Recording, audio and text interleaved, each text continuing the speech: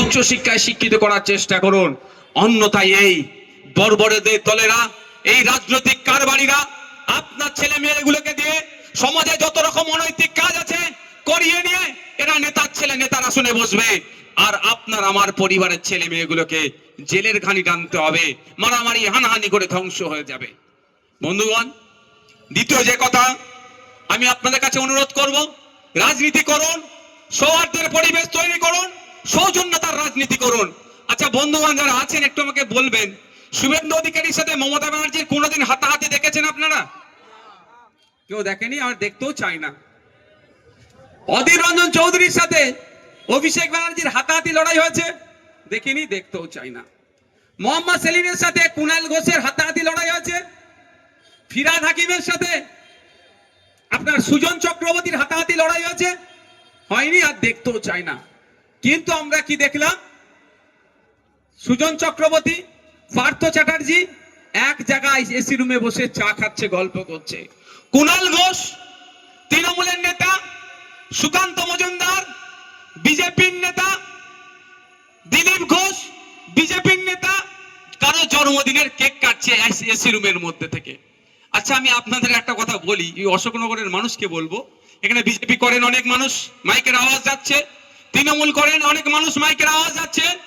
আমি তাদের কাছেও বলতে চাই, দলের সুপ্রিমো মমতা ব্যানার্জি শুভেন্দু অধিকারীকে ডেকে চা খাওয়াচ্ছে, আপনারা ওখানে মারপিট দেখতে পাচ্ছেন না। আপনাদের এত চর্বি কি করে হয়ে গেল এই এলাকায় নিজেদের মধ্যে মারপিট করছেন? কাকার ছেলের সাথে মাসির ছেলে, পিসির ছেলে, ফুপুর ছেলে, খালার ছেলে নিজেদের মধ্যে মারপিটে জড়িয়ে পড়ছেন। আমার অনুরোধ, অনেক হয়েছে, শুধু পাবলিককে বোকা বানানো হয়েছে, পাবলিকের মারপিট হয়েছে।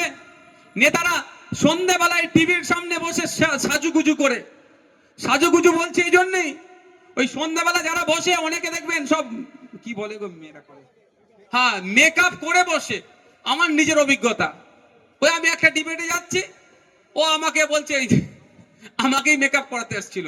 আমি না ভাই, আমার ফাটাফুটি যা আছে এতেই চলে যাবে।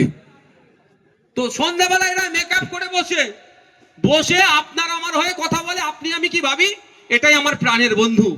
কিন্তু ঘোড়ার ডিম যখন ব্রেক হয়ে যায়, তারপরে যখন একটা রিফ্রেশমেন্টের জন্য চা কফি দেয়, ওরা নিজেরাই গল্প করে, তোর এতটা বলা উচিত হয় না, আমাকে বল, তোকে কেমন দিলাম বলতো।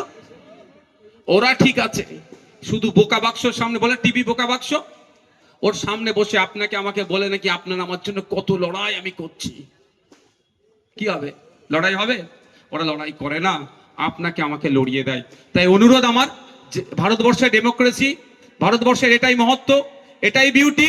যার যে দল ভালো লাগবে করবেন, যে যার ভালো লাগবে ঝান্ডা ধরে ঘুরবেন। যদি মমতা ব্যানার্জি শুভেন্দু অধিকারীকে বিধানসভার এসি রুমে বসে চা খাওয়াতে পারে, তাহলে কেন এখানে আইএসএফ এর নেতাদেরকে অন্যান্য নেতারা লোকাল স্তরের কেন নিজেদের মধ্যে লড়াই জড়াবে? তা আমি অনুরোধ করে যাবো একটা, কে আইএসএফ, কে বিজেপি, কে তৃণমূল, কে সিপিএম, কে কংগ্রেস দেখার দরকার নাই। ওরা যদি এসি রুমে বসে চা খেতে পারে, আমরা অন্তত এসিতে না বসতে পারলেও নন এসিতে বসে একসাথে আমরা চা খাবো। আর আমাদের মধ্যে যার টাকাটা একটু বেশি থাকবে তাকে বলতে হবে, ভাই তুমি বিলটা মেটাও। হবে তো নাকি ভাই? কেন কার জন্য মারপিট করবেন? তৃণমূলের জন্য? যখন তখন আপনাকে পার্টি থেকে বার করতে দেবে, হচ্ছে না? কি করবেন আপনি? যে দাদা দিদির জন্য আপনি মারপিট করবেন? এই আমাদের ভাঙড়ে দেখুন না, তৃণমূলের শওকত মোল্লা ঘনিষ্ঠ খুন হলো, আর শওকত মোল্লা ঘনিষ্ঠ অ্যারেস্ট হলো। আর কি বলছে এখন মাইক ধরে, মুফাজ্জেল মোল্লা সহ যারা অ্যারেস্ট হয়েছে জানো না ছাড় পাই। বুঝতে পারছেন? আর পাশে দাঁড়াচ্ছে না। আর সঠিক তদন্ত হলে যে বলছে না ছাড় পাই, তা সেও হয়তো জড়িয়ে যেতে পারে। তাহলে বিপদে পড়ে গেছে, আপনার পাশে আর দাঁড়াবে না। আপনাকে বাঁচানোর জন্য এই অশোকনগরের, আপনি বিপদে পড়েছেন, নওশাদ সিদ্দিকী ফুরফুরা শরীফ থেকে আসতে গেলে 3 ঘন্টা টাইম লাগবে প্রায়। শুভেন্দু অধিকারী মেদিনীপুর থেকে আসতে গেলে 5 ঘন্টা প্রায় টাইম লাগবে।